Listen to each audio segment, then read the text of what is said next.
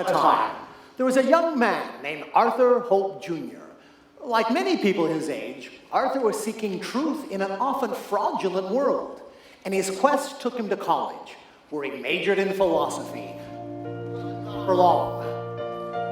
When first we stood outside the walls, ablaze with the fire of the angel's sword, abandoned,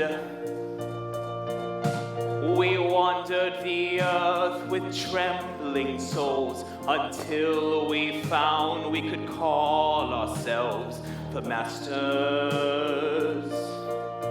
Then we knelt before gods and wine and dice, with our hearts abrim with the sacrifice, and paid in blood for our destiny as the masters. I am no prophet, I am no seer, I have not come to be a judge of this shattered age. I want only my life again, to find out who I am again, and not to be measured against ideas of perfection.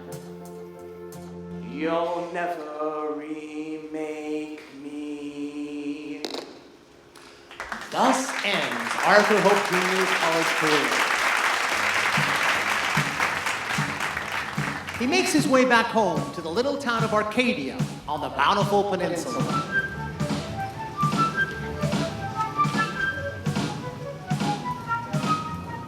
Ah, yes, home, where everyone is happy. What are you doing home? You're supposed to be at college. Perhaps you've noticed that the people of Arcadia seem a bit, well, guarded with each other. It's all because of what became known as the Great Split, a grievous dispute over the name of their new church. Oh, should it be called the Church of Everlasting Truth and Wisdom, or the Church of Everlasting Wisdom and Truth? And while Arthur was off at college, the little town of Arcadia was torn in half.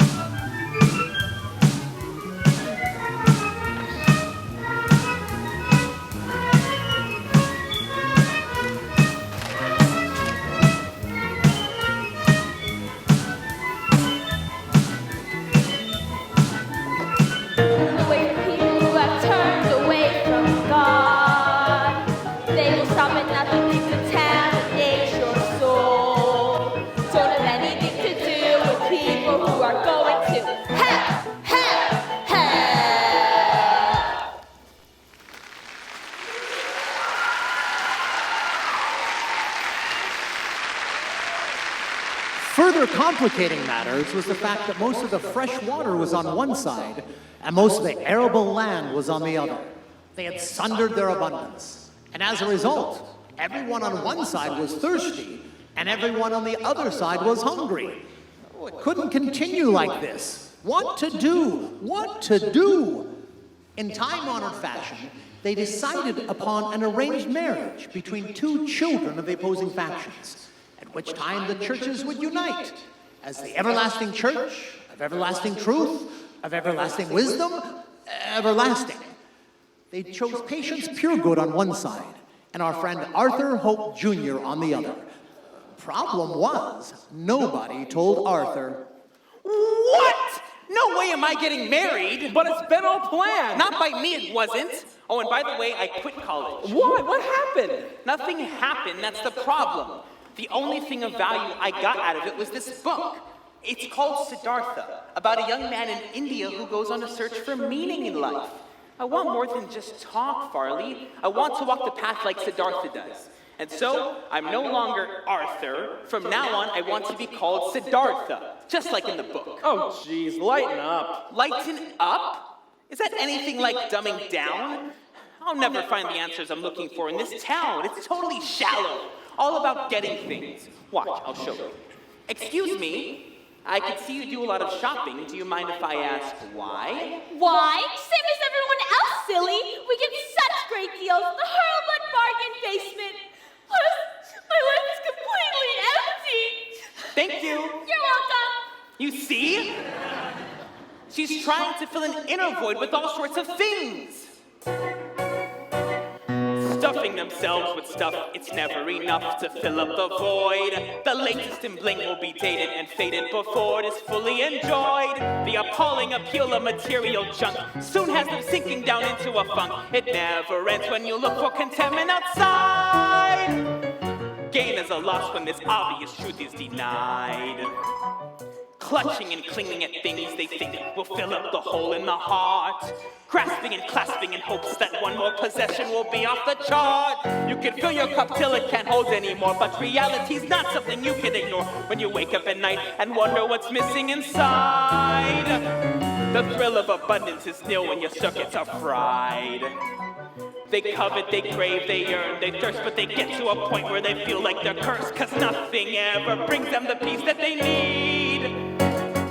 Better to find yourself by turning away from this wayward world. Announce that you have renounced the worship of mammon with banner unfurled, and abandon the burden of greedy pursuit. Lose the longing for lucre and loot. Discover yourself and join the ranks of the wise. You'll have all you seek in life when you open your eyes.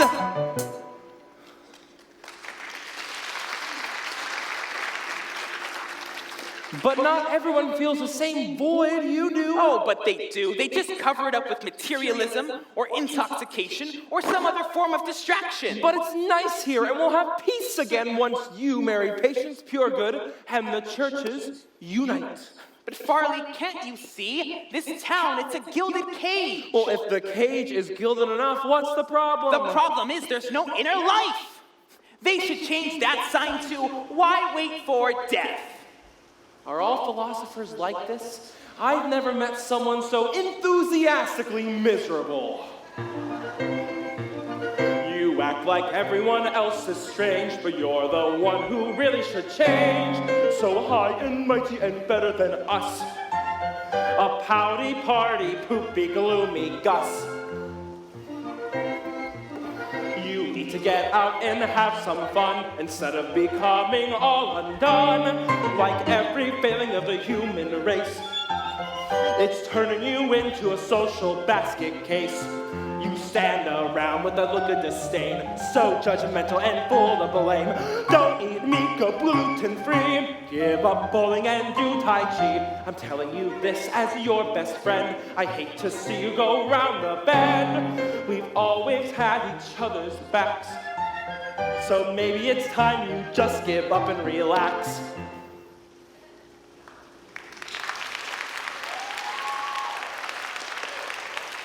But I can't relax, Farley. Time's running out for me. I'm almost 22 years old.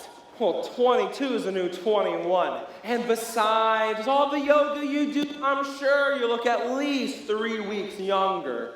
Look, Arthur, Siddhartha, you can't just drop out and leave. This is going to spoil everyone's plans. Why can't you just be happy like me?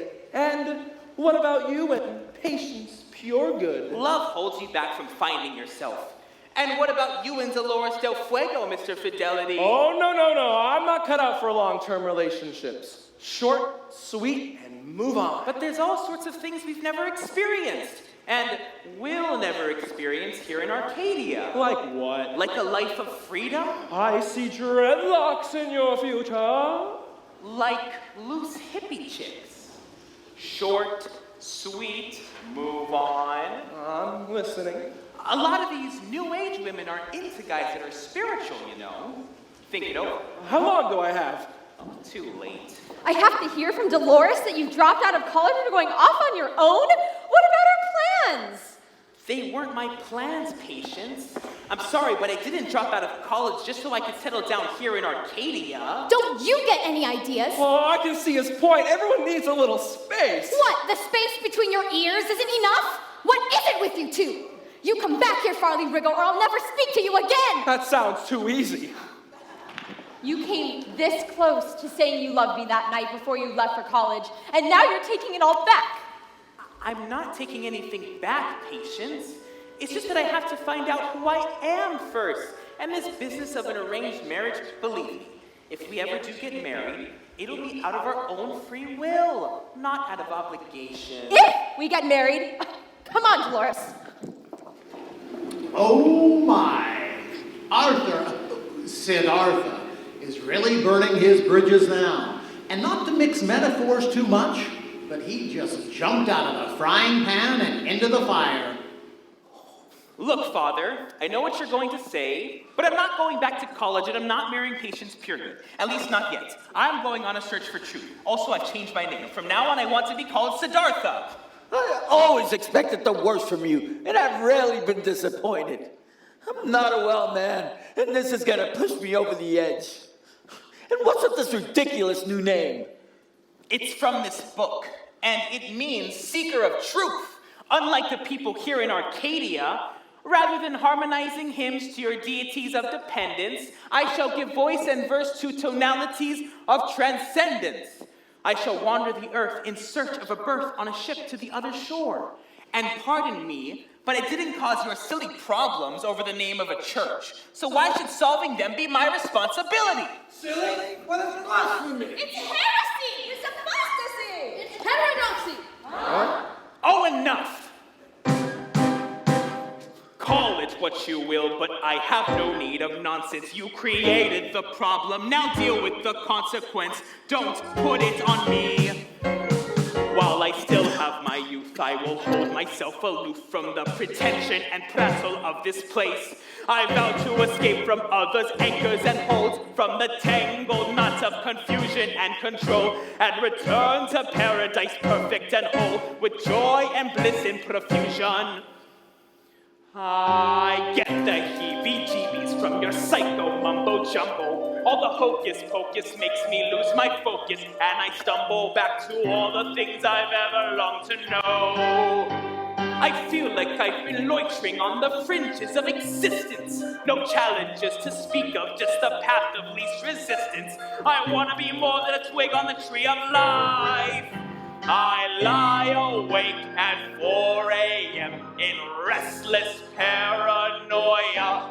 A fitting subject for a painting by Francisco Goya. My heart is full of doubt and fear and strife. I've got to find some meaning in this life. To see with the eyes of a child once again, to dash reckless and out of control, to find wonder in the miracle of everyday things, to know truth to the depths of my soul. There's more to this life than what meets the eye. I've got to find meaning and peace. Oh, stop it! Your life's not just yours to live. You have everyone here to consider. I've spent every day of my squalid existence pleasing people who would make me timid and tame. But I vow now to break out unbound and unbroken with words I no longer fear to proclaim. I now live my life for me.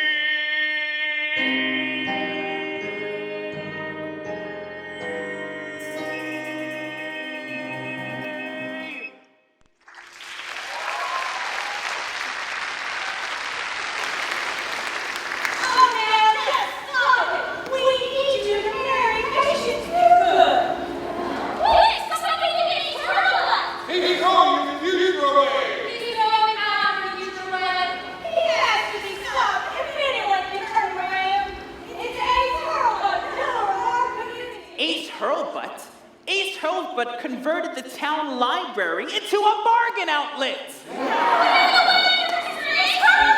Brace for impact.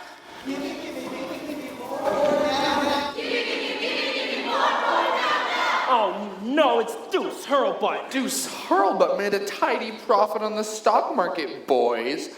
What did you do? We started our search for meaning in life. That's what. Meaning? I made $10,000 in one day. That's a lot of meaning. Oh yeah, well, when your IQ reaches 50, sell. You're the ones that want to drop out of society. Why don't you do something productive with your lives? Here he is, Dad. What's this I hear about you wanting to endanger the peace and prosperity of Arcadia? I blame you, Arthur Hope Sr. I guess the nut doesn't fall far from the tree in this family. You have no right to talk to me that way, Ace Hurlbutt. You got a son with no consideration of other people. All this nonsense about finding meaning, we got everything we need right here in Arcadia. You want meaning? Let me give you a full dose.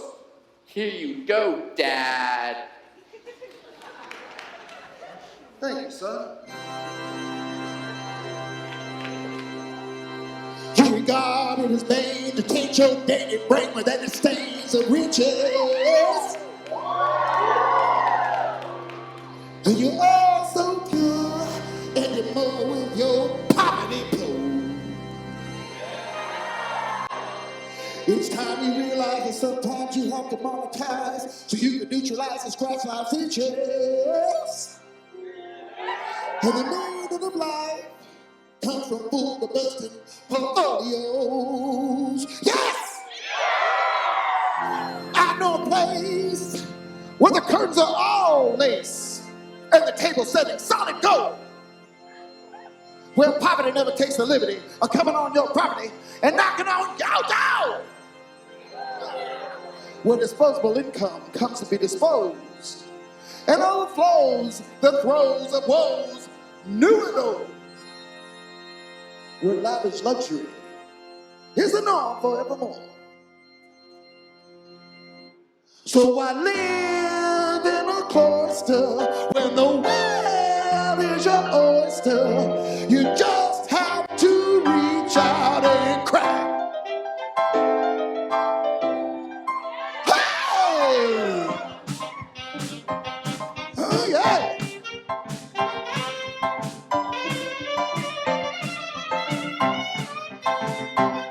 Give me a window seat on the dining car of the gravy train. You never realize what misery a life will bring.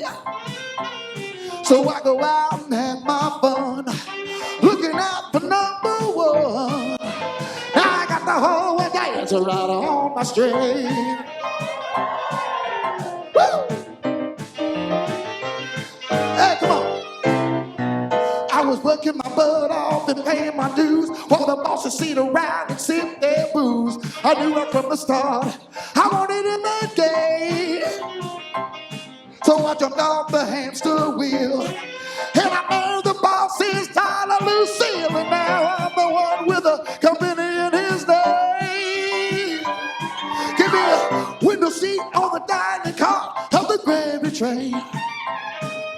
Don't tell me how you think it's unethical or unfair.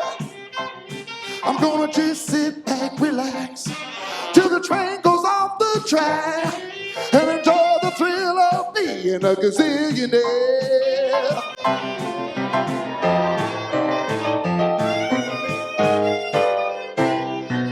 When I first started out, I didn't have jack, just the hands in my pocket and a knife in my back. So I turned the tables and I earned my fortune today.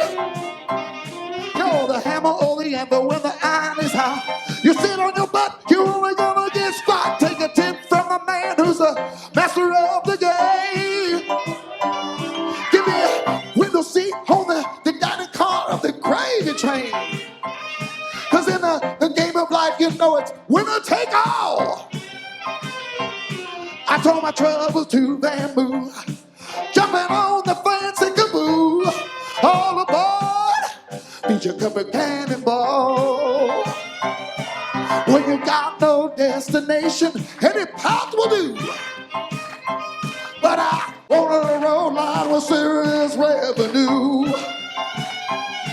So I made my way down Easy Street. Life's been nothing but candy sweet since I turned down that Golden Avenue. Give me a window seat on the dining car of the gravy train. I got all the money in the world to spend on me. It's a party night and day when you always get your way. Gonna lead a life of thrill and luxury. Yeah! Come on!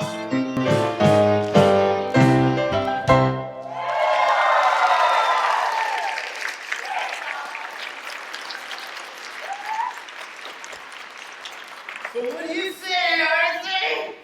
It's Siddhartha. What do you say? Whatever your name is. I say you haven't changed my mind a bit. I'm not interested in a life of materialism. Looks like he's gonna need a little bit more convincing, folks. Dr. Scrooby will know what to do with him. That quack? I welcome the challenge. I'm looking forward to this. In the face of Siddhartha's stubbornness, the people take him to Dr. Richard Scrooby, town psychiatrist, in hopes of persuading him to marry Patience Puregood so the two churches can unite. But as any sane fly on the wall might ask, who's the crazy one in here?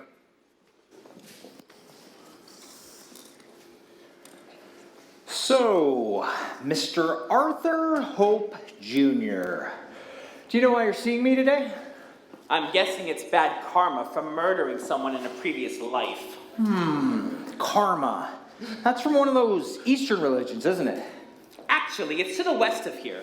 And karma is just a basic cause and effect, that's all. Reap what you sow, what goes around comes around. That kind of thing. At any rate, you're making a lot of people upset with your talk of not going back to college, not marrying Patience Puregood, and instead going on some search for meaning. Guilty as charged. All right. What is it about Arcadia that you find so, meaningless? Here, have some lemonade. It's a bit warm in here, don't you think? What do I find so meaningless? The idea that life here is so wonderful for starters. In my mind, everything here exists on a superficial level. And all this fighting over the name of a church, you don't find that ridiculous? We have our differences, and your upcoming marriage to Patience Puregood will go far in rectifying those differences. Sorry, but my life is already taken by me. Well, I'm afraid it's not that simple. Everyone in the world has responsibilities to others, and young people especially owe a debt of gratitude to their parents and the community that helped raise them. I'm sorry the world doesn't devote itself to making you happy, but that's the way the world is. Arcadia is not the world. It's a narrow-minded backwater filled with dogmatic simpletons. Look at the houses in this town, designed to look like every other one. And the people, all dressed the same. Now look at the natural world. Not even two clouds are alike. Do you ever feel angry? Yes. When? Now! Did your parents ever tell you they loved you when you were very young? I never really knew my mother. I do remember that she sang to me, though. My father said he liked me very much and that it might develop into something deeper in time. He did take me swimming occasionally. Then again, that was before I knew how to swim. To tell you the truth, I think he's still waiting for the DNA test. Are you happy to be alive?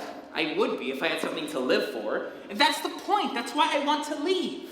We have everything here. It would be crazy to want to leave. Then I guess I'm crazy.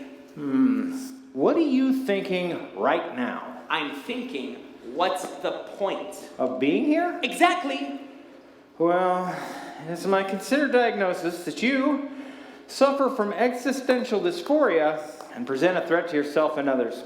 Therefore, I have no choice but to have you committed. You're saying I'm insane? I'm very sorry. You'll receive all the help you need right here at the Scrooby Institute for Malcontents, Maniacs, and Lunatics. What did you give me? That's what they all ask at first, but they always come back for more. Dr. Scrooby's Miracle Oil and Brain Cleanser. A few weeks of that at the Scrooby Institute and you'll be a happy boy. I don't want your chemicals. Oh, come on. Everyone needs a little help now and then. You're not the only one who's ever had the existential blues, you know. They're perfectly natural, as are my products. No preservatives added. Oh, we all know that life can be laden with strife, and that some things just can't be explained. Like the wherefores and whys of when good people die, and the sleazebags and slime balls remain. At times like that, you must remember a fact that's held true since the beginning of time, that the heavens are ablaze with mysterious ways, and your problems don't seem worth a dime.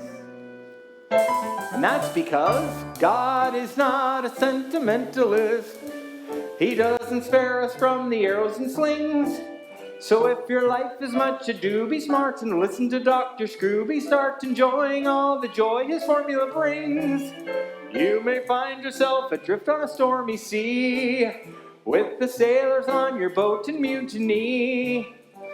If you ever start to panic when you're sailing transatlantic, just remember that Titanic was meant to be.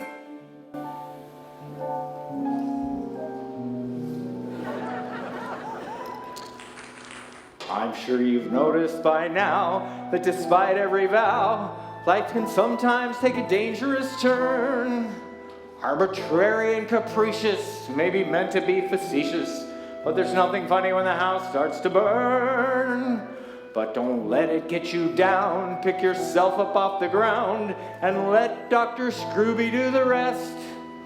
He's got everything you need and will bring you up to speed if you ever get despondent or depressed. When you're waiting for the test back from the lab, desperately hoping that it's just a case of the crabs, don't fall into a psychosis from a dire diagnosis, even though there's only you to pick up the tab. God is not a sentimentalist when we find ourselves rolling off the track. And if your mind's a boil when you're shuffling off your mortal coil, have a dose of Scrooby's oil and relax. God is not a sentimentalist, nor should you be. You need a sympathetic therapist like Dr. Scrooby. He'll have you in the pink and out of the blues whenever your world turns black. You'll be back on your feet as quick as a duck can quack.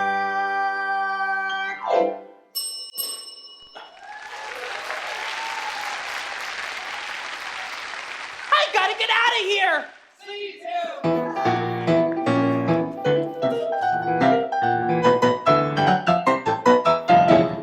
Siddhartha escaped through the back door, not knowing that his best friend Farley Wriggle awaits the verdict outside. But what about Farley? Oh, so far in his young life, Farley has lived up to his name, wriggling out of any kind of commitment that might keep him from his libertine ways. But all suffering patient's pure good has a lesson for him. Oh, it's him. What happened to Arthur? He's inside with Dr. Scrooby, the shrink. I think he's nuts. I'm surprised they didn't take you too. What for? I'm not crazy. You're crazy to be breaking up with me, you bastard! Did he go willingly? More or less. I think he sees it as an opportunity to show up the townspeople for their ignorance. Do you think he needs help? No, I'm sure he'll succeed on his own. That's not what I meant. Well, anyway, it looks like we'll have to wait. He's in there now. All right. I just don't get it. He's throwing away everything, including me, and for what? Oh, you know him. Once he gets going on something. You're not one to talk. Dolores was the best thing that ever happened to you. That's your opinion. I'm sorry if I don't conform to somebody else's notion of what I'm supposed to do. Now you sound just like Arthur. You really hurt her, you know. What can I say? I'm not a one-woman kind of guy. When I was with her, I wanted to be alone. And when I was alone, I wanted to be with her, or with someone. It wouldn't be fair to bounce her back and forth like that. And besides, I couldn't stand the manipulation. First it'd be this mooning look, then on to the bit lip, straight ahead to the sniffle, to the amazing ability to make one part of her eye just the slightest bit wet, and then, of course, the full-on cryogenics. But I've made myself lacrimose intolerant. Do you think you'll ever settle down? Short answer, not in a million years. Gee, what's the long answer? Not in a billion years. One heartbreak in a lifetime is enough. Wait, you are actually in love with someone? I'm sorry to be so personal, but I have to know what's going on in Arthur's mind, and you're his closest friend. You both think along the same lines. Well, between you and me, I once really, really liked Lucy Lockhart.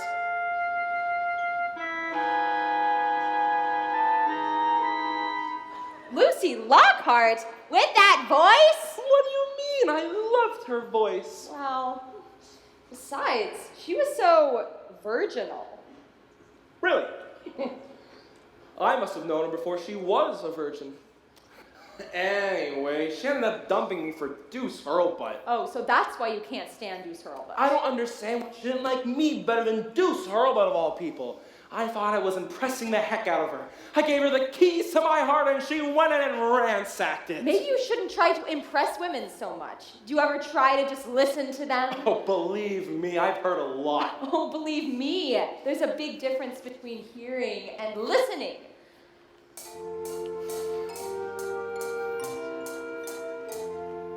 When you're with the one you love, you feel a strange contentment that you've never felt with anyone else.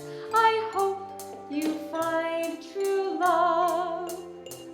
I hope so too. I've heard that love can heal the heart of a lonely guy. It's not that I'm a lonely guy, but I know some guys who are. You have to sacrifice for love. It's not all joy and bliss sublime. I know deep down that this is true, but for now I'll bide my time. You have to sacrifice for love. It's not all joy and bliss sublime. I know deep down that this is true, but for now I'll bide my time.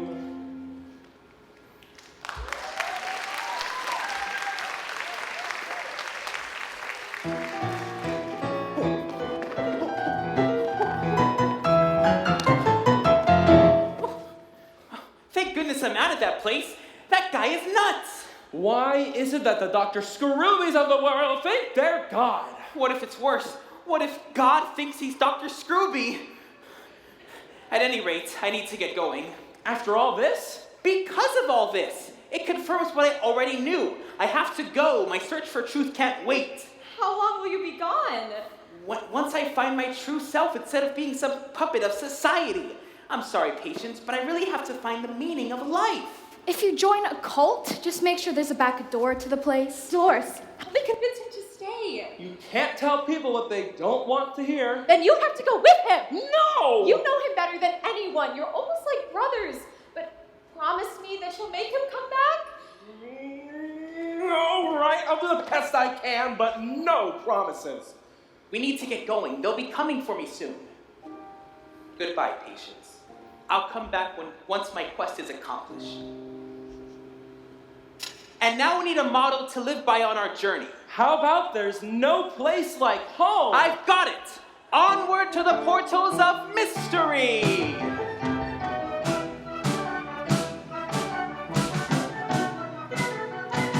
Setting off for places of mystical graces, surrounded by seers and sages. We leave behind this land of the blind in our quest for the wisdom of the ages. With hearts and souls ablaze with holy ardor, we welcome the tests that only make the journey harder, throwing the gauntlet down in defiance of light. I admire his heart, but we're worlds apart when it comes to rude motivation. Though he longs to climb for a world sublime, I confess to a vague trepidation. I'd rather stay home in comfort and security than wander the earth in search of holy purity. I'm willing to bet this results in a threat to our lives.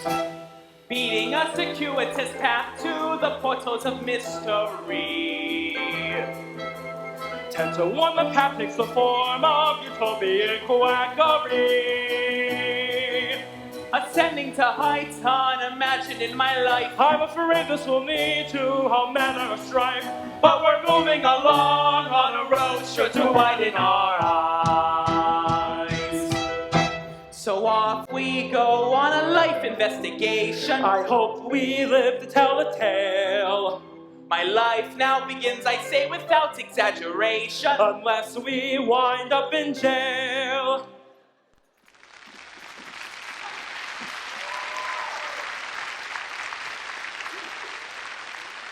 So off he goes on a life all alone. You'll find a mate constant and true.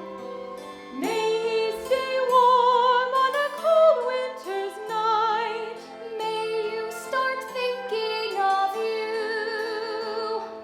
You must know that he's up and gone forever. I must know if he brought his woolen sweater. Why do men do such hurtful things? And why do some girls hold on while sorrow and sadness wait in the wings? I'll wait until all hope is gone. You go ahead, Dolores. I'll stay for a while, in case he changes his mind.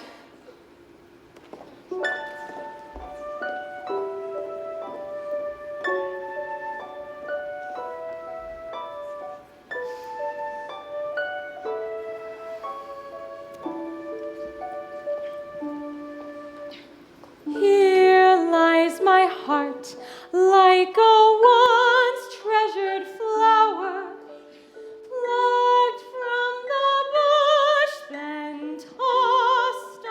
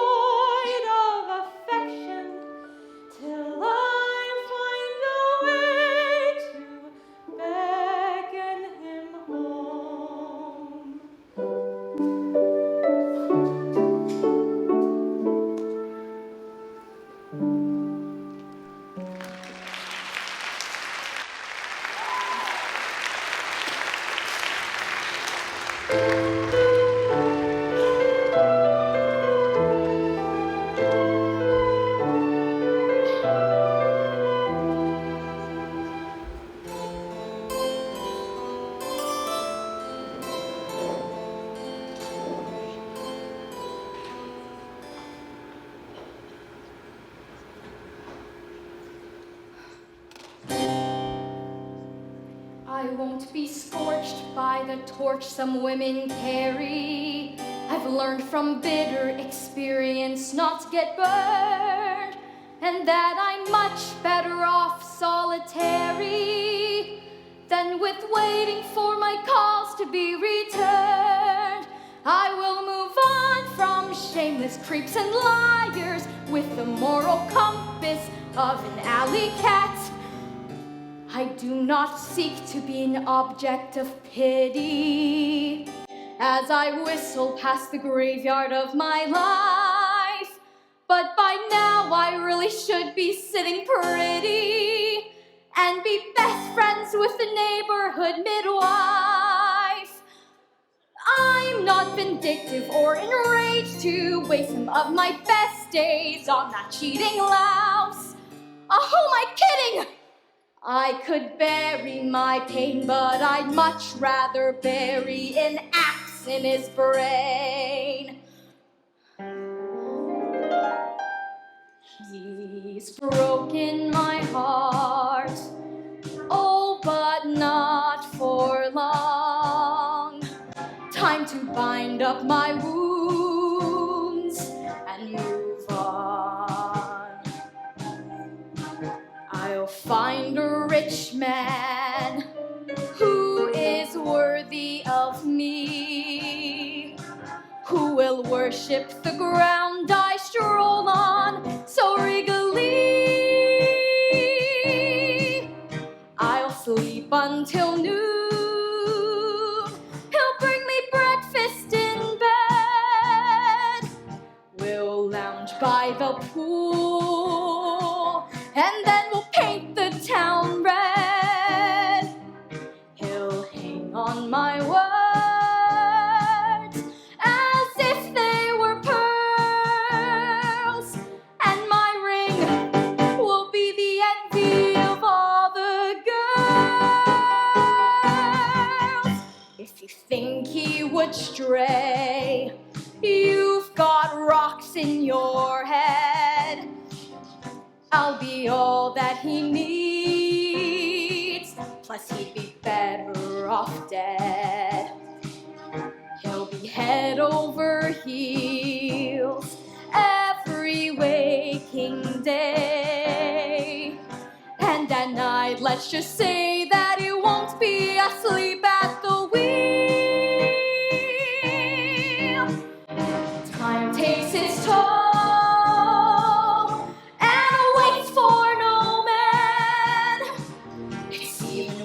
for a girl who works on her tan.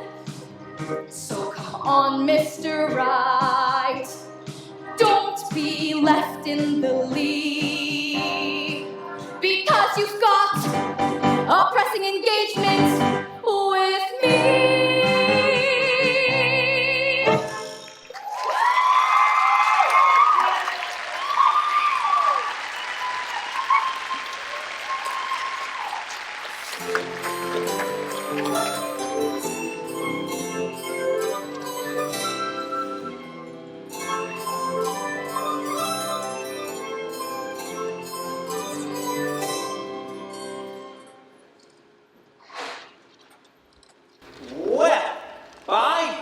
Arcadia. Are we there yet, Patty? Soon. We don't seem to be making any progress. When does this search for meaning begin? It's already begun. Every step along the way is a learning experience. Well, I think I'm learning geometry from going around in circles. Come on, we don't have time to waste. But wait. We need to stay in the now. When? Now. What I mean is, when now? What? Which now do you mean? Do you mean the now or the now before? And you said now, because that now is now gone, and the new now is now a now. There's never a new now. There's only the now. As soon as you say new, it's not now. Oh, of course, but that not new now is not this not new now. No, because now I'm confused. You're doing this on purpose. Come on, let's go. Now? Stop!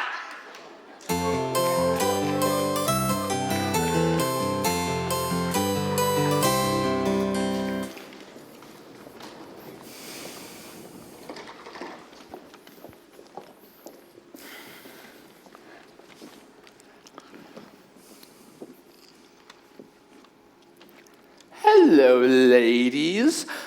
Feeling a little abandoned? Oh no, it's Deuce Hurlbutt. Deuce, this isn't a good time. We're having a private moment here. Sure, I understand, but I'm not the monster that Farley makes me out to be.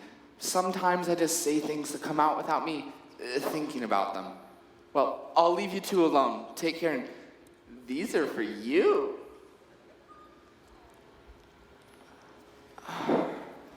Oh, by the way, I couldn't help but overhear the last part of your conversation. Those two will be back sooner than you think. My father has decided to do an intervention and rescue them from whatever cult they get themselves into.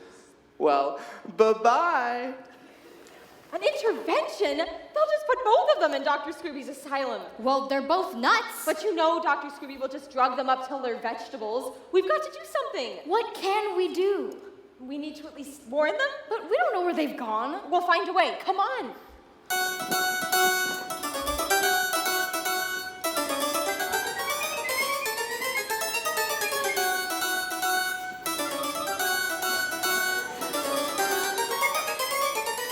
Onward to the portals of mystery, he said. I shall wander the earth in search of a berth on a ship to the other shore, he said. I now live my life for me, he said, as he left behind a broken town and Patience's broken heart. All right, Siddhartha, let's see where this all takes you.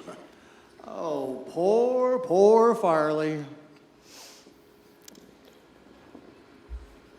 Hey, what's this place? Trikonasana. It looks like a heap of hovel-like habitats inhabited by uninhibited hippies.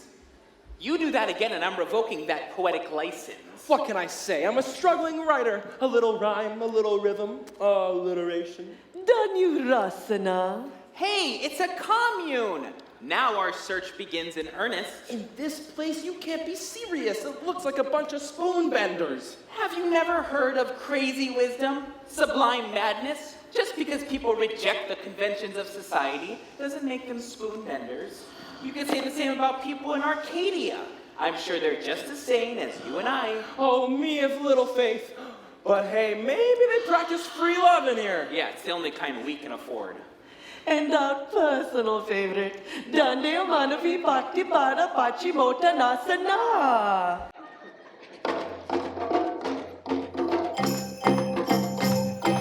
Dande Manavi Bhakti Pada Pachimotanasana. Twist yourself into a pretzel with Ardha Matsyandrasana. Lift your body just like a cobra in perfect Bhujangasana. Forgive me, Dande Manavi Bhakti Pada Pachimotanasana.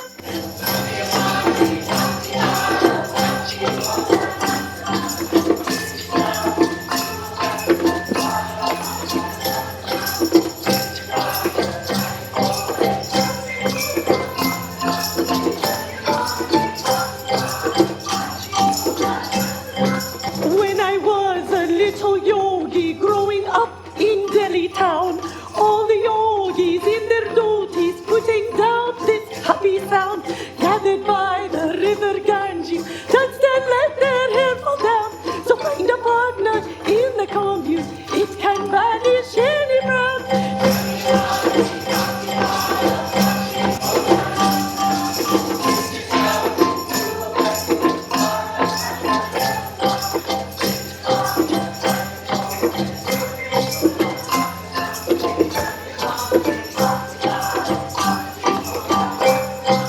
All the people in the communes join the chorus, sing along. If you feel it, you can heal it. Make your heart burst into song. Now lift your voice and make some noise. You won't feel sad for very long. With your yoga and the guru, you'll find that you can't go wrong.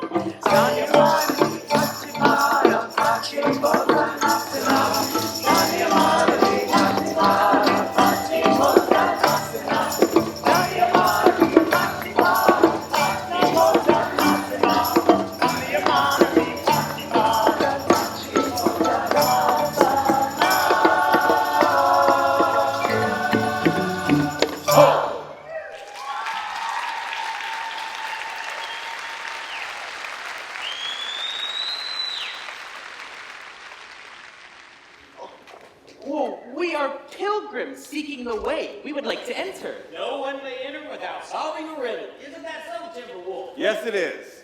Who are you? I am Timberwolf, commander of the Vajra Guard. No one may enter without my permission.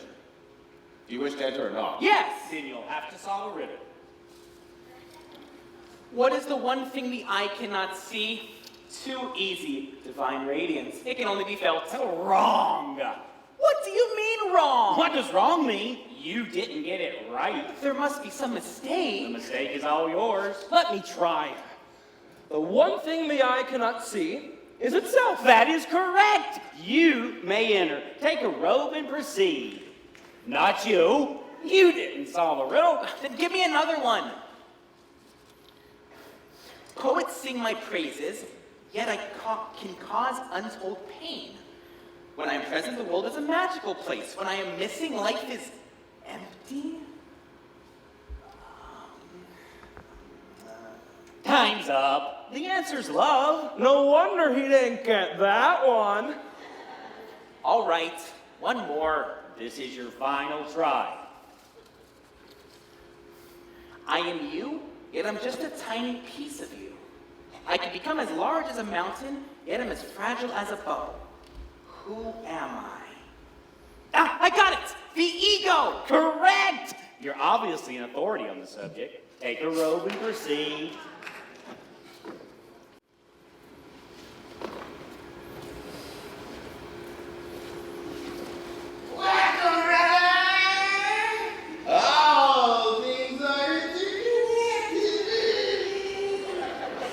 Thank you, brother! All things are interconnected! Hey, wait a minute! It's Lucy Lockhart!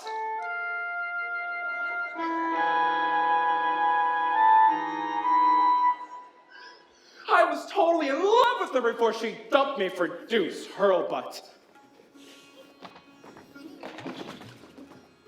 Hi, Lucy! Finally!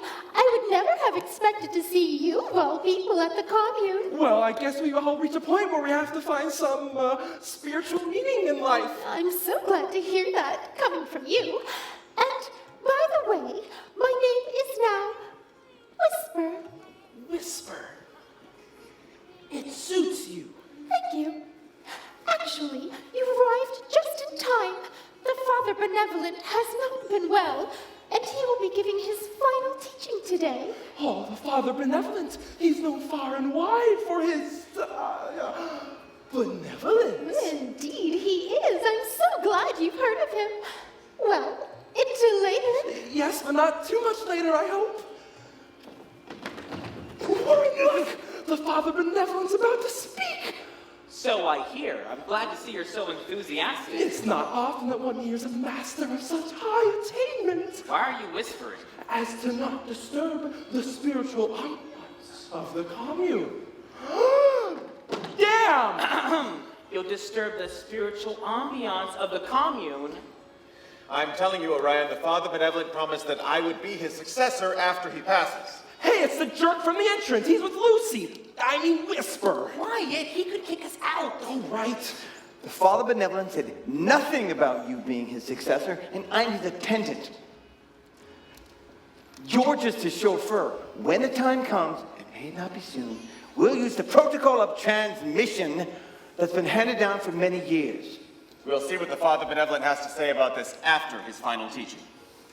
Prepare for the final teaching of the Father Benevolent. Prepare for the final teaching of the Father Benevolent.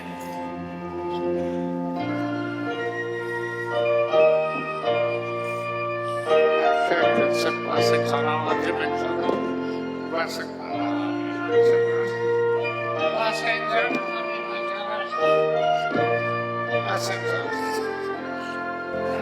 Blessings on all my children.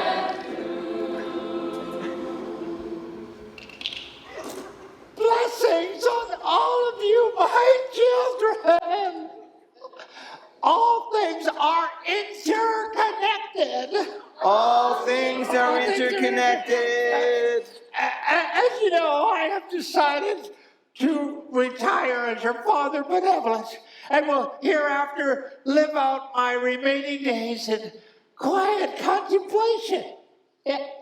But first, I want to impart to all of you, my dear devotees, my final teaching.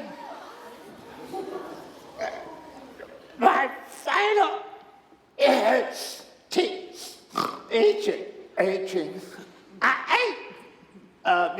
My medicine. Steady, Father Benevolent. I have your medicine right here. Oh, shit.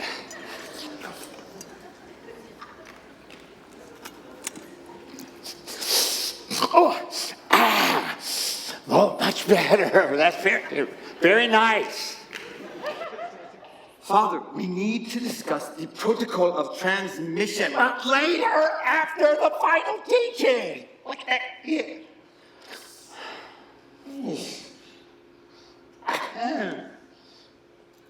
My children, the final teaching is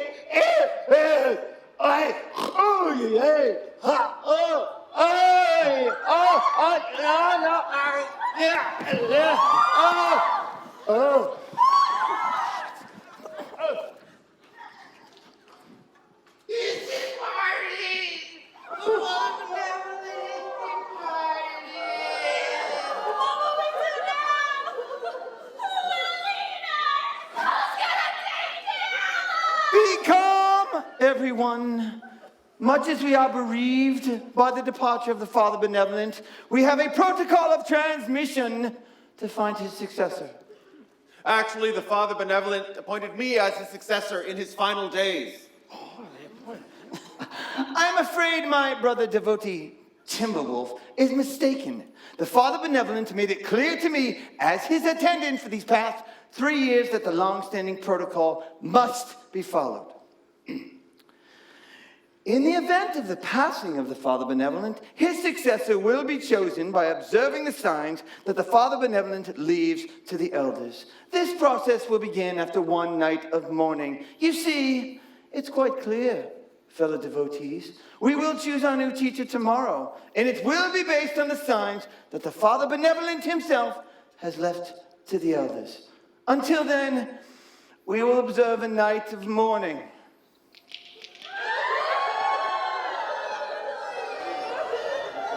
Have no doubt about it, Orion. I will be the new Father Benevolent.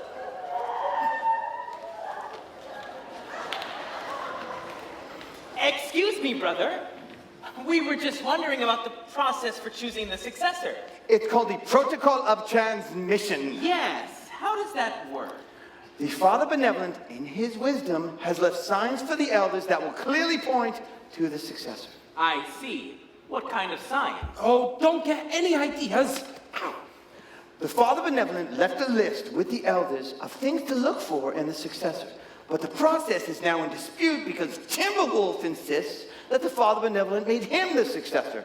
The elders are meeting about it now. I'm quite sure that Timberwolf is doing all he can to subvert the protocol of transmission so that he can be chosen. Why, that's terrible. I wish there was a way to stop him, but he's commander of the Vajra Guard, and he'd throw me in jail. But maybe there's another way. We'll do all we can to help. Yeah, he will. Good night.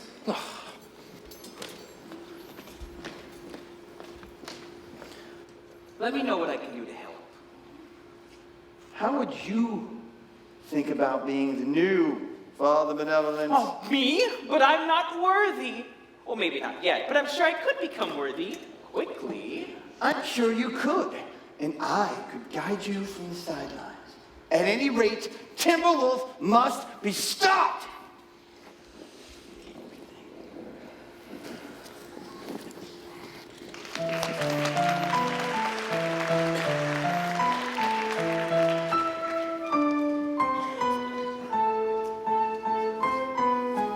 I've long been passed over as just a mere chauffeur, but soon I'll be hailed as the Guru Divine.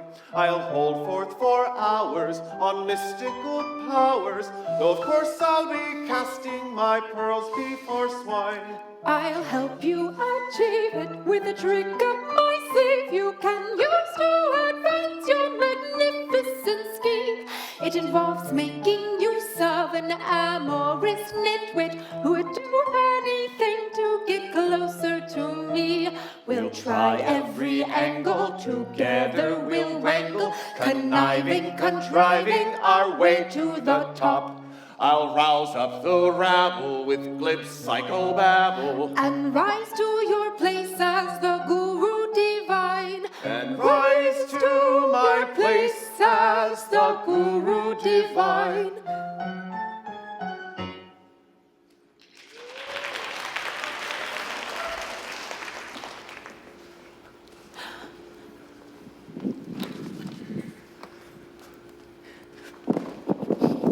Farley, what a delightful surprise. Whisper, it's so wonderful to see you again. Where's Timberwolf? Oh, him.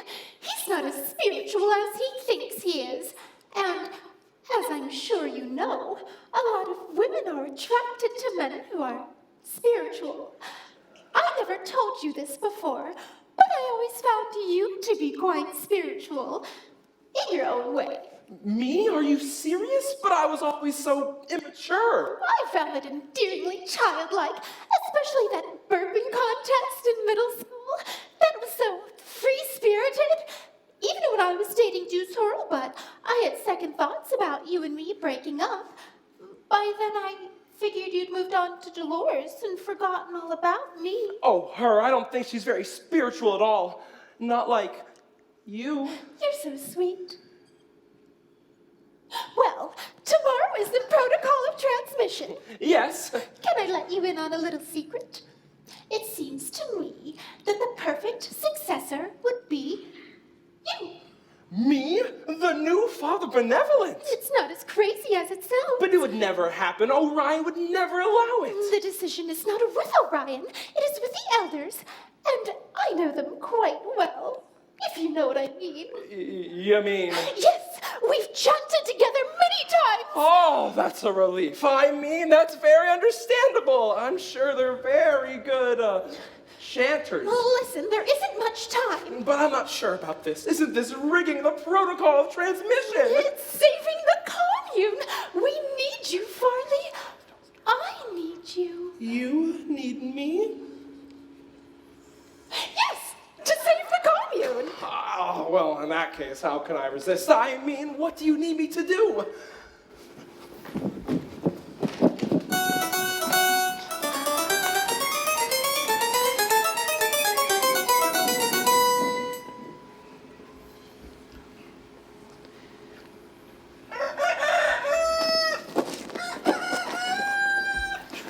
Gather around, fellow devotees. The hour has come to choose a successor to the Father Benevolent. May he rest in peace. Please be seated. Since there was a dispute regarding the process, the elders met to discuss the protocol of transmission. With all due respect to our brother Timberwolf, they have decided to continue with the protocol that has been used for many years. That is to say, the Father Benevolent left the elders a list of signs to look for in the successor. We shall now commence with the signs.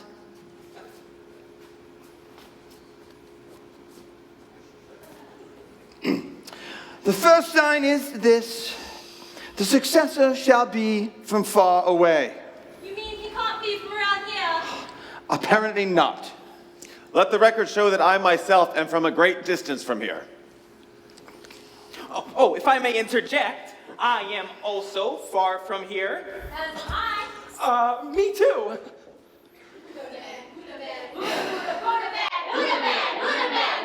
Silence!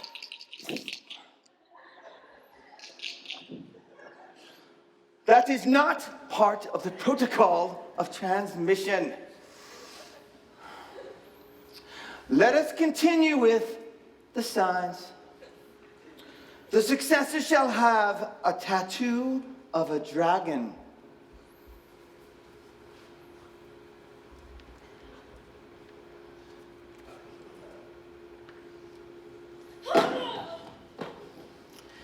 Next, the successor shall be able to... This can't be right. I must protest. This has nothing to do with wisdom. This is a travesty. I remove myself from this commune in protest. Whisper, please take his place. Yes, Elder.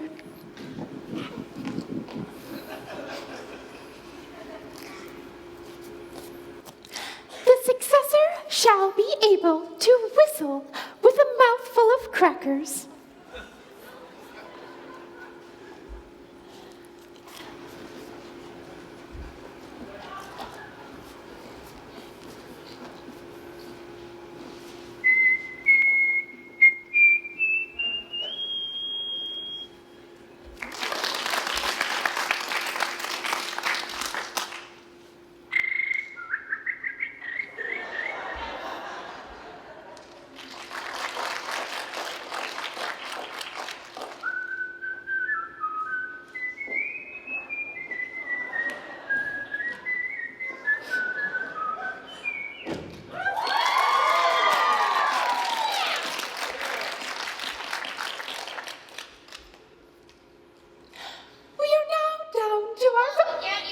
We are now down to a... We are now down to our final candidates. The final sign is this. The true successor must be able to burp longer than any other candidate.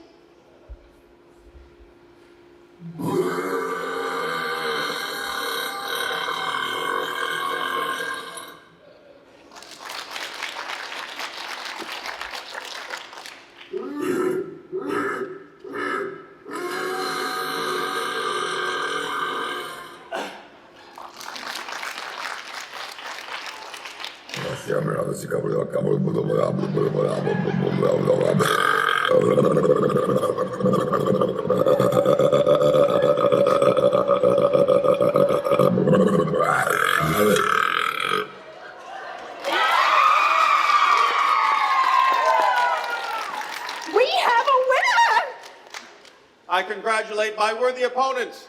And now, as a token of his wisdom, I ask on all those gathered here, on behalf of all of us, that you give us the final teaching. The final teaching? Yes.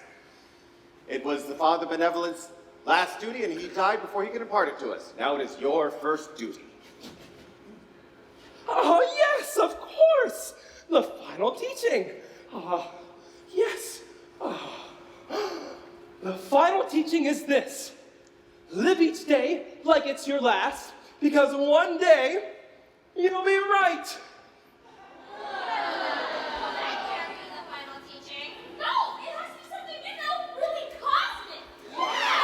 I agree. As commander of the Vajra Guard, I am declaring this entire process to be fraudulent.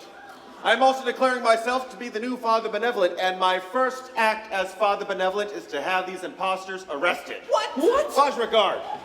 What? Take Get your hands off of me!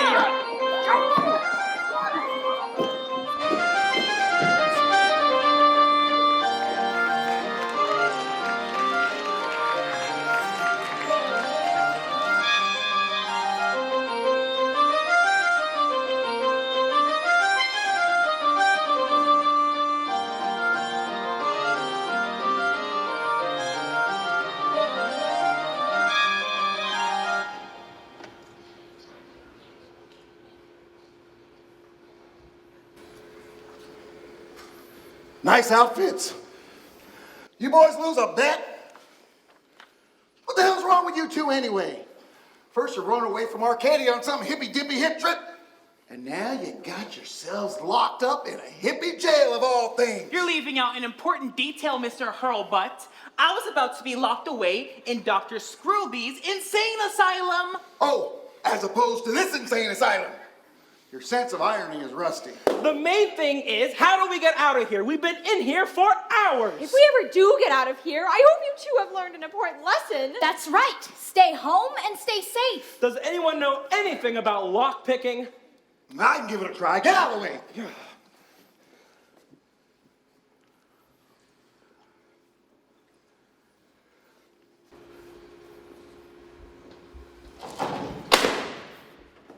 I like your style more and more, Mr. Hurlbutt. Go on, I'll keep them occupied as long as I can. But Mr. Hurlbutt, you shouldn't have to suffer because of these two idiots. I'll catch up later. Go on. That's just so selfless of you. Oh.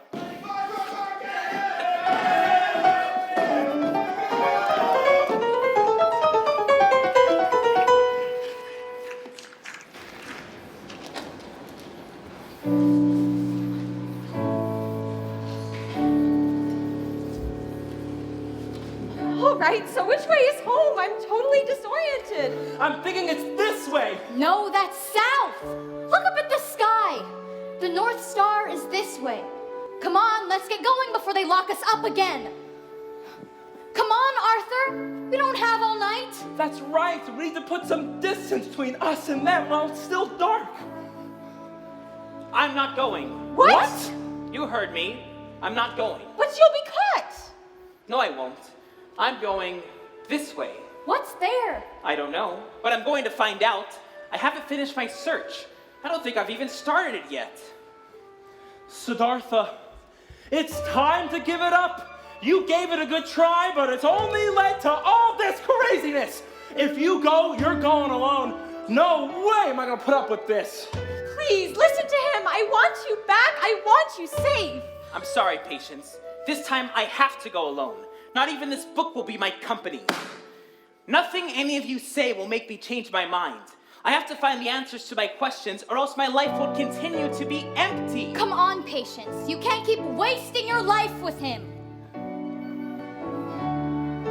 Will you ever come back? Like I've told you before, once I find my true self.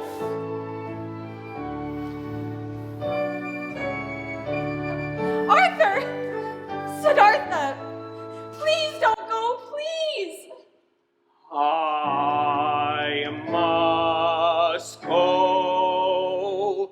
I must stand alone and cry aloud until the heavens break. No one shall my mission dissuade.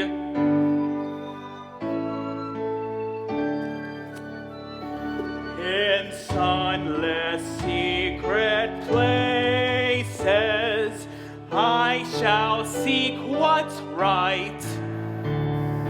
I shall part the mists of mystery, shrouding radiant light, attaining the transcendent, ordained to find my grail. Heedless of all sore affliction, surely I'll prevail.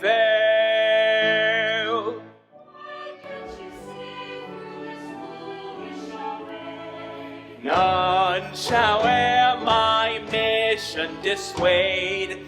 I'll not see my purpose betrayed. I cannot abide your arrogant pride. Holding firm and steadfast, I shall stay the course to the peace that passeth understanding, flowing from its source. Custom and tradition have no hold on me. Captain of my sovereign soul, I forge my destiny.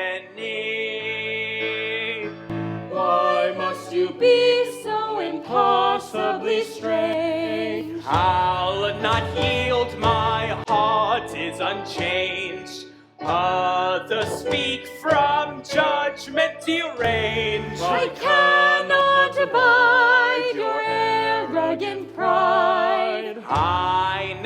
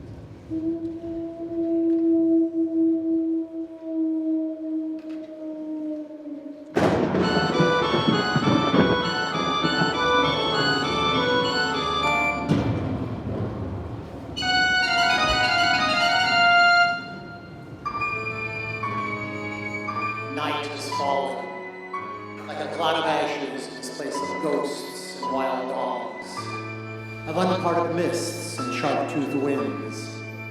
Emptiness within, and emptiness around, and silence most profound.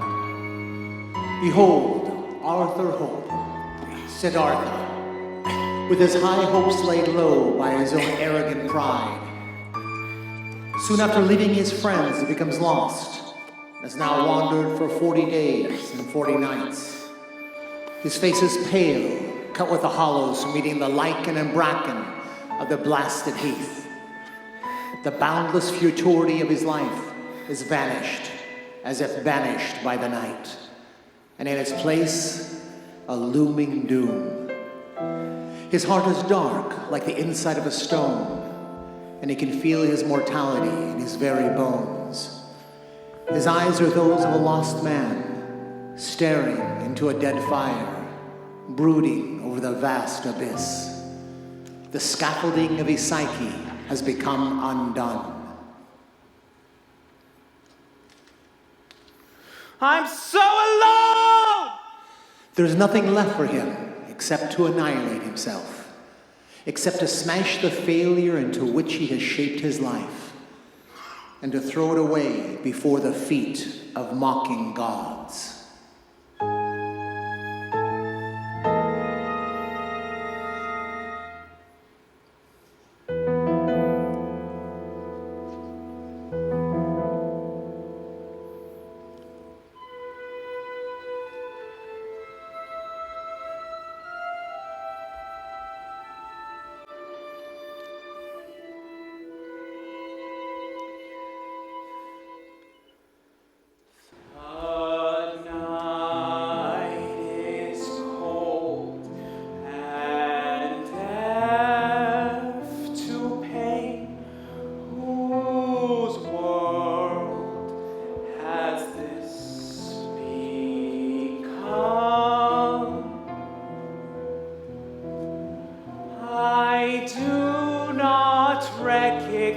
The stars that seem to point in countless directions.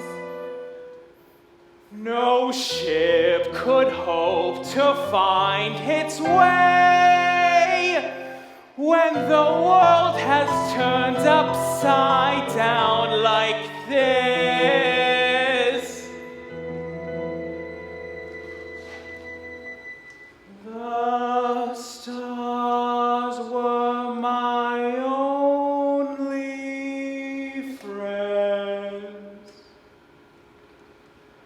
and I would lie for hours seeking forms of constellations, and I did not mind that it was dark, that I alone could touch the heavens.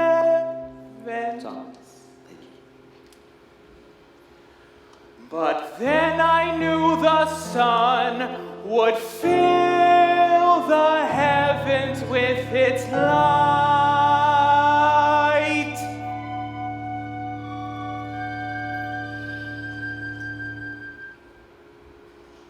Oh God.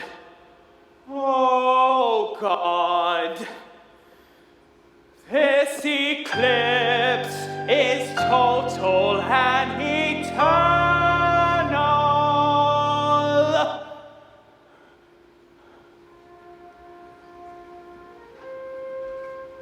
That music, I've heard it before.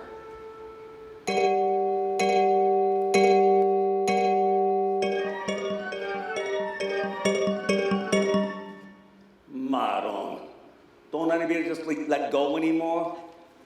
Hey, pal. Hey, talking to you. What's your name, champ? Siddhartha. It ain't him.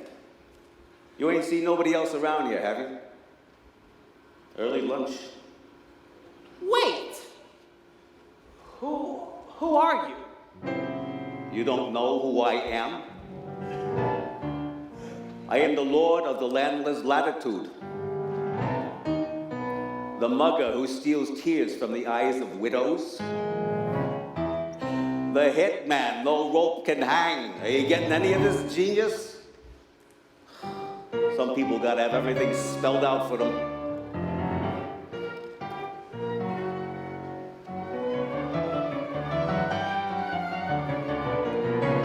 You might not even see me pull into view. I'm told I have a way of blindsiding you. The most potent of potentates burst into screams when the grandiose schemes fall apart at the seams. You may never know the day or hour when I'll arrive. I am the thief of 1,000 hopes. I come by when they're at the end of their ropes. They kick and they scream and they say it's not time, but I got it all down in this record of mine. I'm the cherub who appears to help them balance the book, and I wait in the wings till it's time to give them the hook. With never a person ever excluding, brutally intruding into the brooding. Call me what you will, but I will surely be calling on you. When your number comes up, you will go without further ado.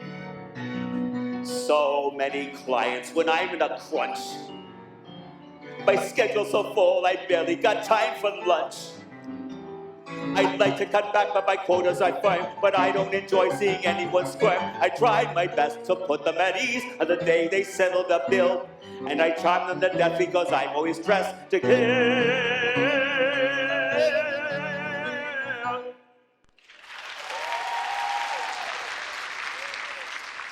Any guesses, my less than brilliant friend?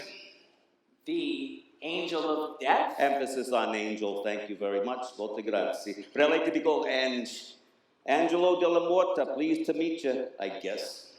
Siddhartha, I thought you dressed just in black. Yeah, we used to, but most of us changed because it was scaring too many people.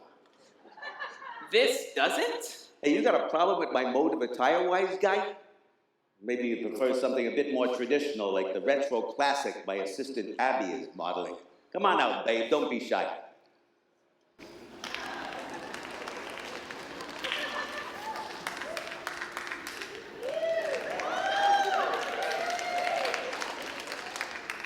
Ain't she beautiful?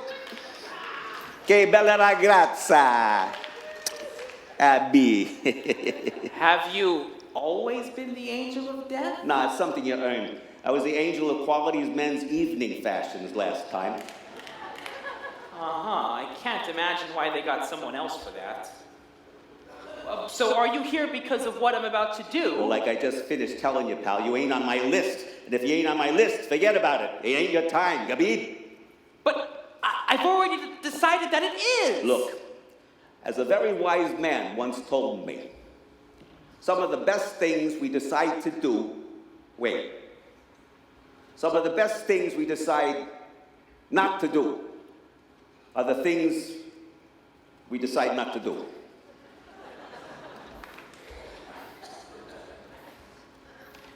And sometimes decisions are thrust upon us. Not in your case, pal. Hey, I got this thing I gotta take care of. I'm on a deadline, and so is he. Forse vicini, apatagavon. Madron.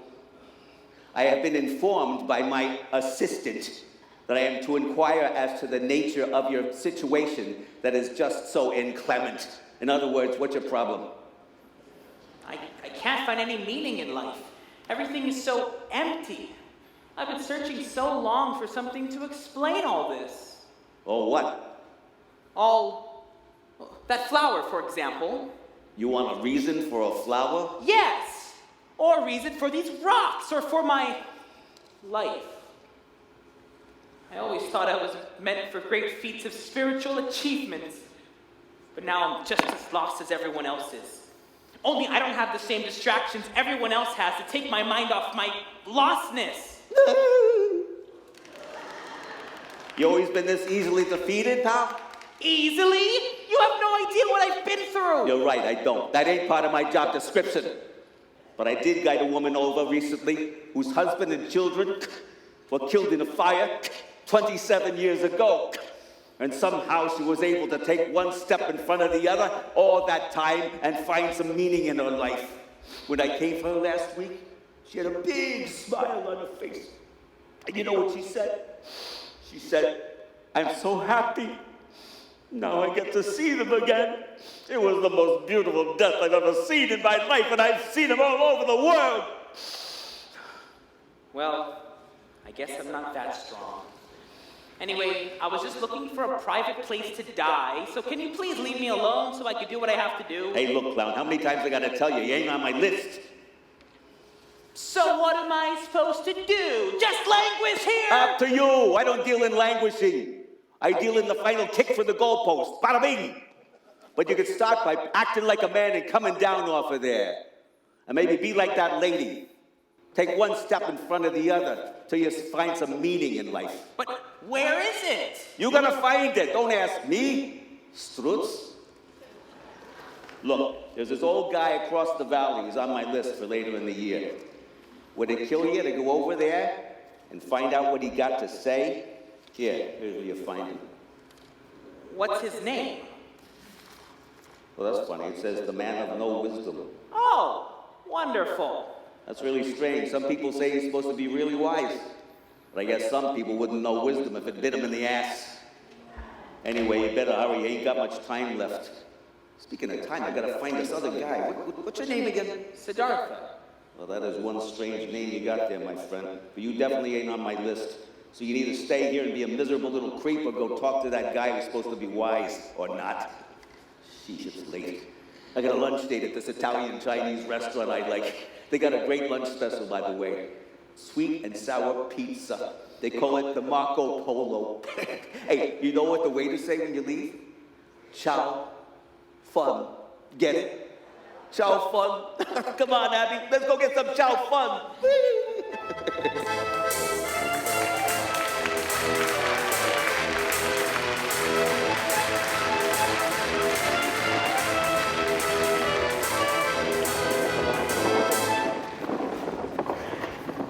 And so Siddhartha made his way through the slanting rays of the declining sun in search of the man of wisdom, or not. Soon he came upon a man in a grove. Though advanced in years, he still sprawls on the grass and leans against walls with the languid grace of a retired acrobat.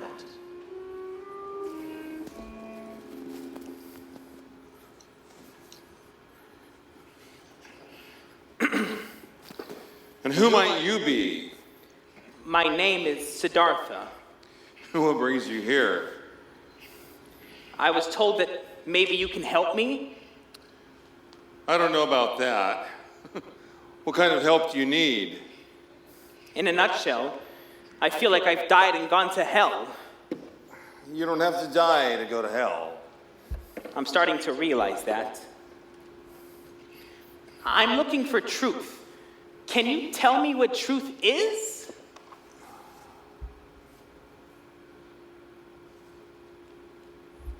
All right. But I was told that you had wisdom to impart. You didn't get it. Well, what wisdom do you already know? I've read all the great philosophers, Kant, Kierkegaard, Heidegger, not to mention the sacred text, Rosicrucianism, Zoroastrianism, Falun Gong. That's a lot of reading. I'm spiritually hungry. And when you're physically hungry, do you read menus? I also spent some time at the Manifest Ecstasy Commune. The Manifest Ecstasy Commune. And what did you learn there? I learned that all things are interconnected. Oh, they are not. How could all things be interconnected if they were never separate to begin with? I never thought of it that way. Thinking about it at all is the main problem. You have to live it in your everyday life. What do you believe? I believe in these trees. What about religion? If it's a religion that makes people nice to each other, fine with me. But if it's a religion that makes people hate even one other person, no thanks. Where are you from anyway? Arcadia, on the Bountiful Peninsula. Then you know all about that second type of religion. Why not seek the truth there just for the challenge, if nothing else? I find it so hard to deal with Arcadia and the outside world in general. Look, let me tell you something, but I'm not sure if it counts as wisdom. It's not the outside world that needs fixing.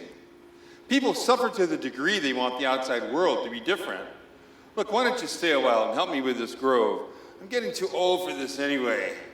If you still think I know some deep meaning in life, maybe we'll both find it. What, by planting trees? Why not? Doesn't look like you've had much luck with anything else. And so Siddhartha spent the next weeks helping the man with his apple trees. But would he find wisdom? 1 month later.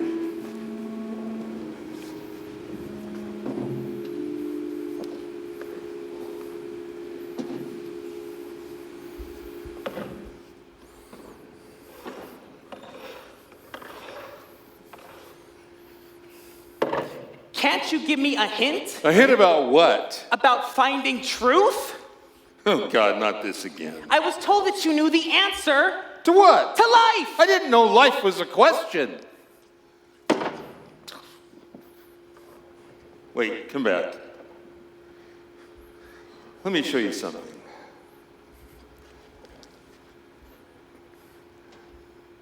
Here, grab this pot, squeeze it away from the root ball. Here you go, and then throw the pot away. Good. Now, grab the root ball and lay it gently, plant it gently in that hole right there that I've prepared. Yeah, just like that. Good. There you go. We planted a tree. What was your question? What?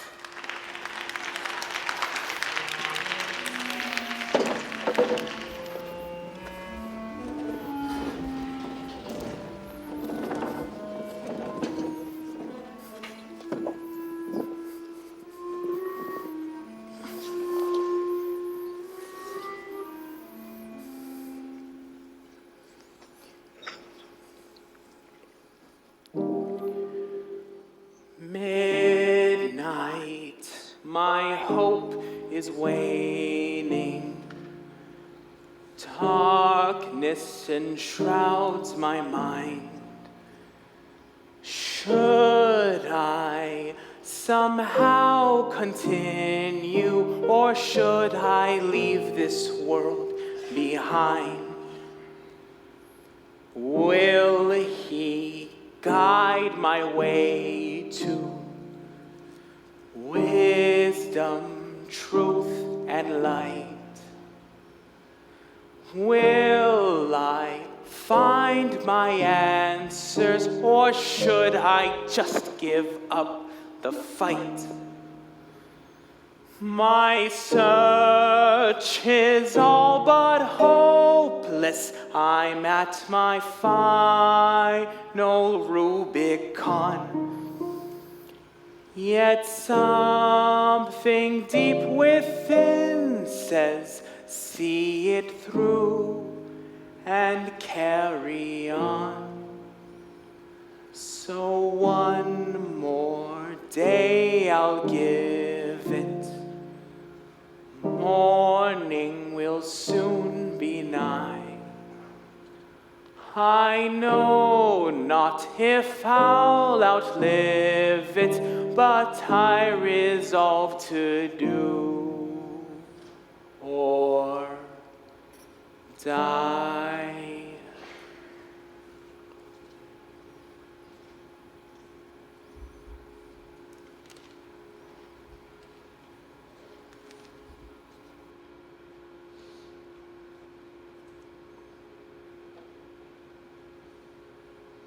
Did you sleep at all last night? What's wrong? I'm at the end of my rope is what's wrong. What am I missing? You're not missing anything. You're adding too much. All right, so what am I adding? Yourself. Yourself in your search for meaning. You're a man in the midst of water, crying out in thirst. And by the way, you haven't been here all that long. Like most people, you want a magic pill that will solve all your problems. You need to work at it. Work at it for how long? For a lifetime. There's no end point. Just a viewpoint that you have to cultivate, like these trees. It takes work. Maybe I'm searching for a higher truth? Higher than what you've already found? Yes, much higher. Are you holding something back? Are you not answering me because you think I won't understand, or because You don't know the answer yourself. What makes you think I'm not answering? The sun will never shine again as it does today. The leaves of the trees will never look exactly like this again for all eternity. It's miraculous. How much more truth do you need? I mean a deep, underlying truth. Oh, that kind. Well, your stomach just growled because you haven't had breakfast. Is that deep enough? Would you stop with these word games? You're just making light of my spiritual search. All I want to know is what you know about life.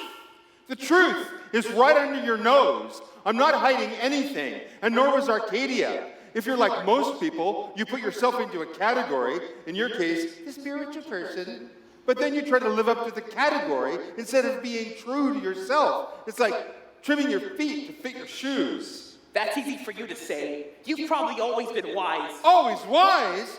You can't be serious.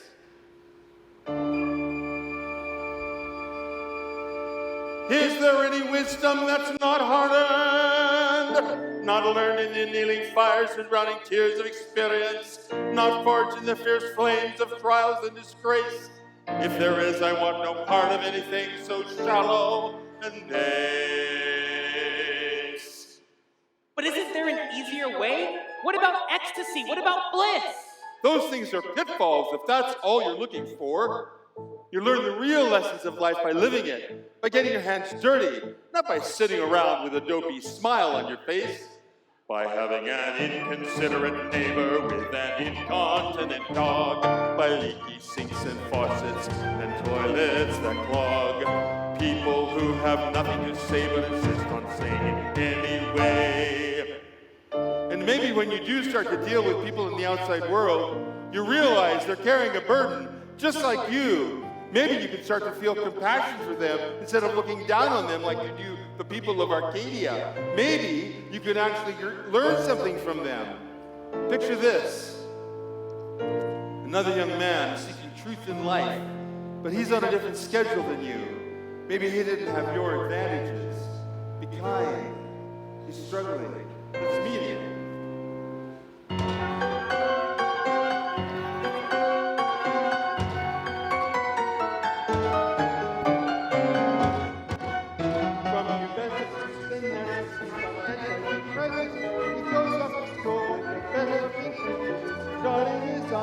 Crossing his teeth, finding peace and news and so on.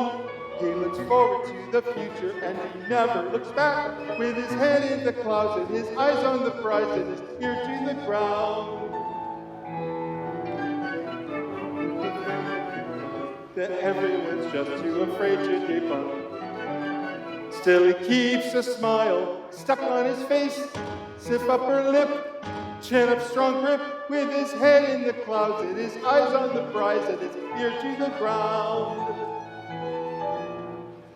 He marries a girl with a marketing degree, an eye candy trophy from a fine pedigree. She supports his every avaricious pursuit, just as long as he keeps bringing in the loot. And they buy a nice house with a dog in the yard and a kid on the way. But even as his horizons expand, his life starts to change in a way he can't stand, like he's out on a limb with a saw in his hand, and he yearns for a time when his life was more simple and his major concern was maybe a pimple. Sound familiar? It sounds exactly like people I know in Arcadia. Then where's your compassion? This could be you. In a few short years, he's slogging through the day. And when he gets back home, he has nothing to say to the wife and kid who can't draw him out. When he drinks, it comes out in a shout. He loses the job in an economic downswing, and his wife is off, someone who can sing. His kids start to hate him for being in the pot. He feels in his guts. He's going nuts. His life doesn't need anything anymore, so he throws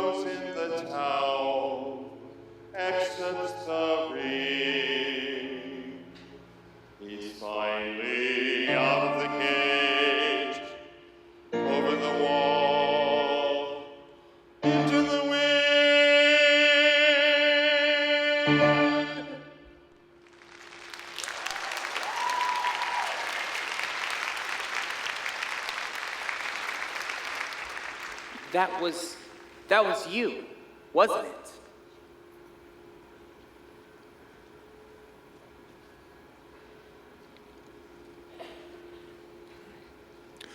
Over the coming weeks, the words of the man of no wisdom began to take hold in Siddhartha's mind. He started to think of the outside world in a gentler way. But Siddhartha still has an important lesson to learn.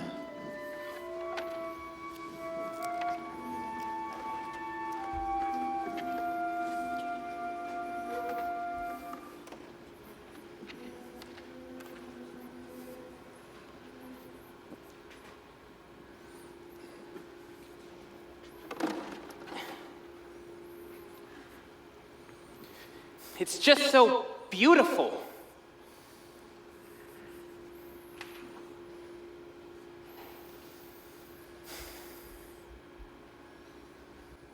What is?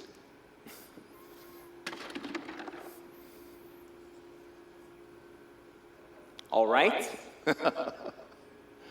And now you need to go back. Back? But I've grown to love this place. Why should I go back? Because you've changed. I don't feel any different. I can see it. You've prepared your fields for sowing, just like you prepared your trees for growing. But what do you see in me that's changed? You're not as self-centered, desperate, arrogant. I think you might be ready. For what? For the only wisdom I have to offer. Okay. So, what is it? You're looking for the meaning in life, right? Your true self. Yes, exactly. How do I find my true self? You find your true self by losing yourself. I don't understand. How do I find myself by losing myself? Is this another word game? The purpose of life is to help each other through it, not to become some sort of wise man that everyone worships.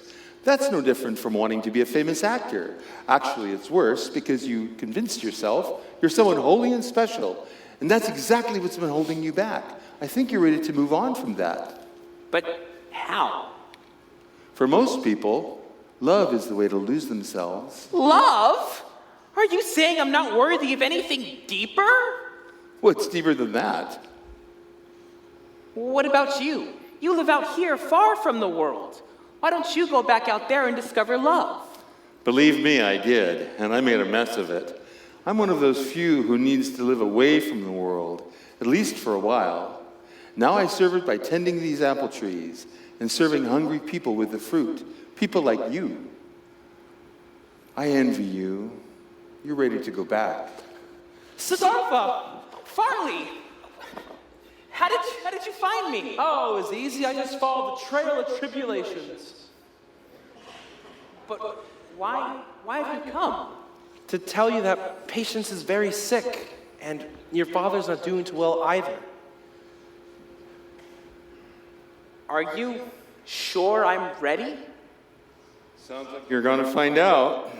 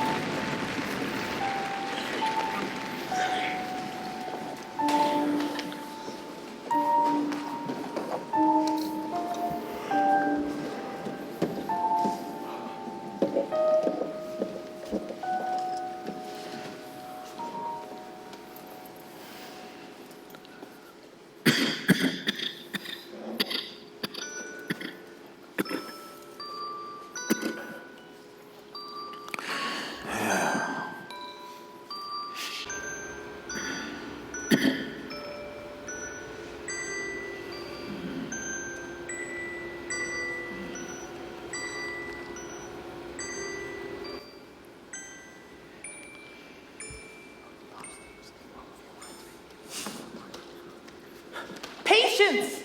Can you hear me? Probably not. She's been this way for days. They don't think she has much time left. What? What happened? There's a problem with her heart. It might be broken. Her hand is so cold. Sorry we couldn't find you, son. We didn't know where you were all these months. Deuce, it's very kind of you, but she really can't. They're for you, Dolores. For me? When I heard about Patience, I knew I couldn't keep my love for you a secret anymore. In case you felt the same way about me. I couldn't forgive myself if your heart was broken too. My heart? Broken? By you? But I never knew you felt that way. Thank you, Deuce. That's very sweet. Why didn't you tell me before? Because of me, but I missed my chance. Uh-huh. Let me see the list. Yep, this is the place. You, Arthur Hope, that's right. I know exactly who you are here. What are you doing here? I came back to be with the woman I love. You love? Yes. How hard as that is to believe. Well, I guess you got back just in time. Patience, pure good. Wait! Isn't there any way this can be avoided? No. The rules are quite clear. You managed to lie your way out of it last time. I wasn't trying to trick you. Siddhartha is the name I chose for myself. It means seeker of truth. Excuse me, how do you know whose time it is? I get a list every day. My assistant Abby here brings it to me. That music, I've heard it before. And I have too. Very long ago.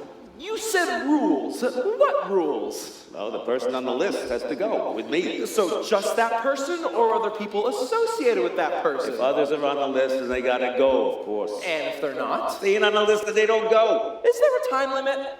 These questions, yeah. As this Stutz will tell you, he tricked me with a phony name when it was his time in the blasted heat. By the time I realized it was the next day, then it was too late. I got into a lot of trouble for that, you know.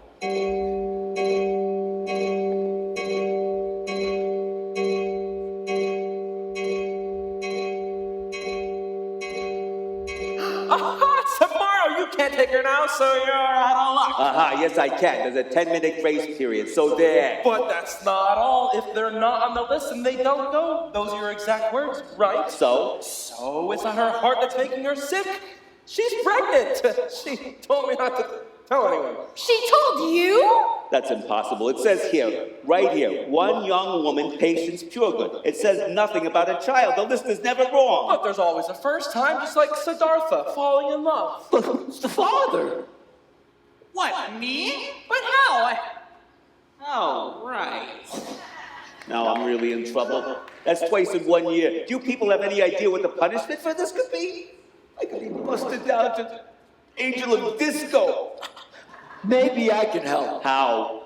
You said you were supposed to take Arthur Hope last time, right? How about you take him this time instead of Patience? No, Pops. It don't work that way. Well, actually, now that I think about it, since he was on my this last time, maybe I can get an extension and take him this time instead of her. Not him, me! Only if you have the same name. We do, junior and senior. Just take off the senior part and you got Arthur Hope from your backlist and you won't be busted down to Angel of Disco. You know, that just might work. But don't say anything about the senior part, right? I know I don't have too much time left. And I recognize where I heard that melody before. Oh, Abigail, I missed you so much. Wait, you know each other? Abigail? My mother. Well, this is definitely one for my memoirs. I'm sorry I was so hard on you growing up, Siddhartha. I think I blamed you for Abigail leaving us before her time. I'm sorry I was so much trouble, Father. And please, call me Arthur again. It's a name I'm proud to have since it's also yours. All right, let's get going. The grace period is almost over. Goodbye, Mom and Dad. I'll love you forever and ever. We'll see you again, son. And I want you to know I'm very proud of you. You came back for Patience, and I can now die a happy man. We'll always be with you, my darling son. Sleep,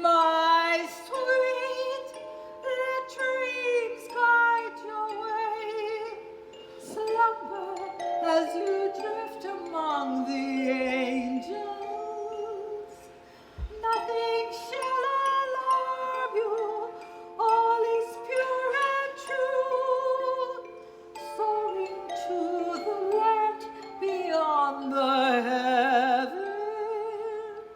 All right, ciao fun, everybody.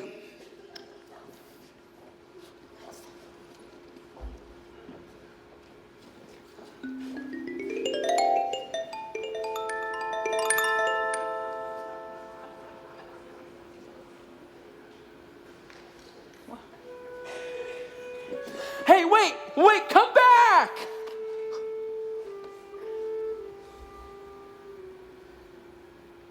Here lies the love I left sad and abandoned, blind to the pain I cut to her heart.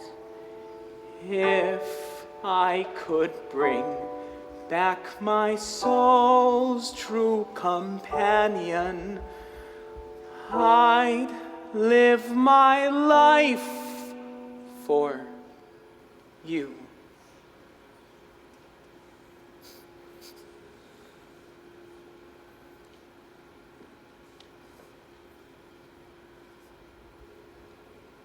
I love you.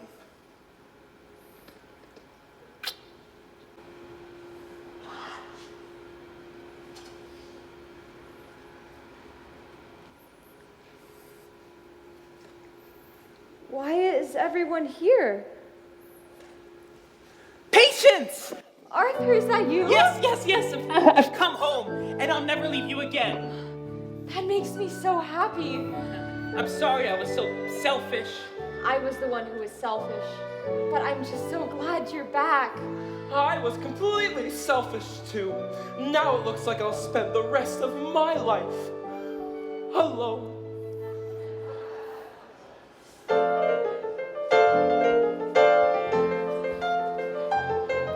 Mr. Hurlbutt? What happened? Did you lose a bet? No, but I gained a little bit of wisdom, I guess you could say. Whisper!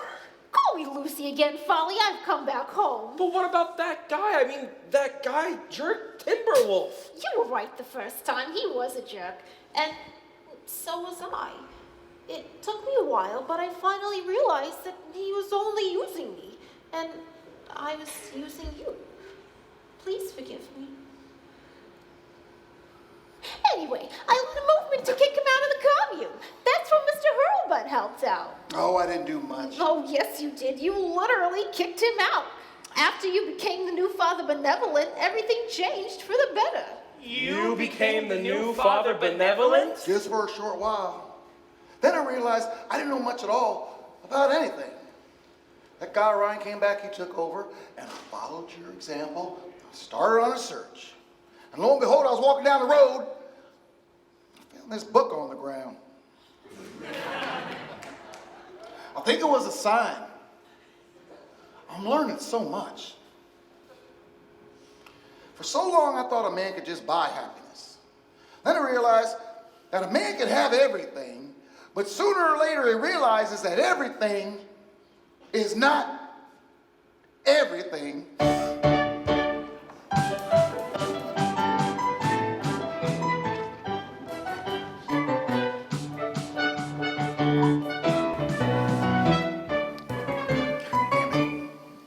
And so Arthur Hope Jr. and Patience Puregood were married.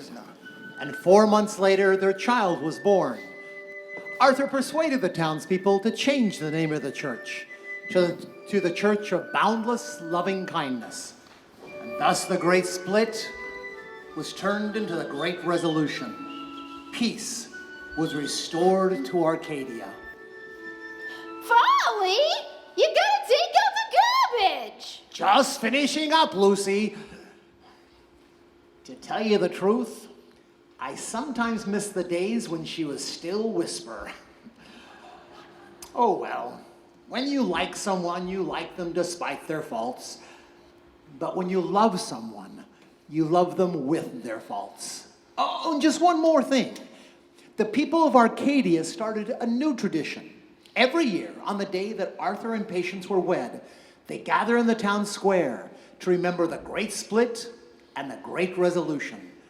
Never again would they go back to the old ways.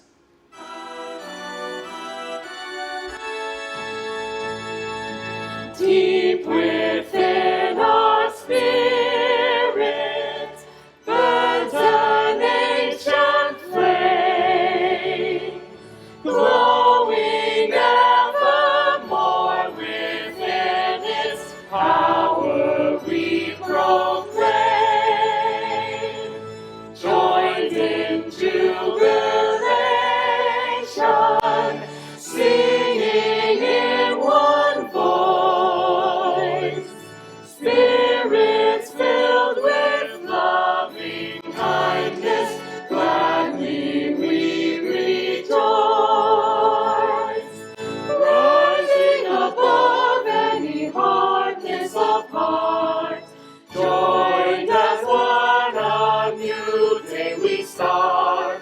Naught shall ever drive us apart. Together we find a way to be kind.